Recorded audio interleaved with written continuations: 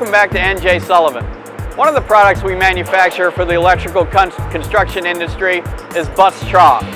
People know this as a bus trough, a bus gutter, a bus wireway.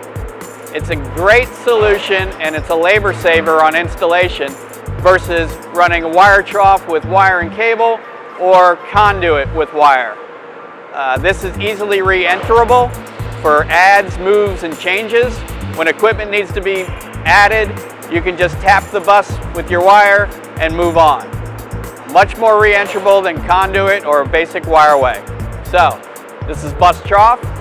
We can powder coat it gray to match your switchgear, or we can galvanize finish. It's also available in aluminum or copper bus up to 5,000 amp.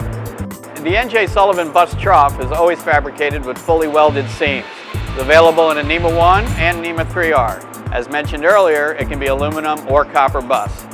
It's easy to tap once the contractor's installed it, a lot easier than going into conduit and trying to put a bug on a piece of wire.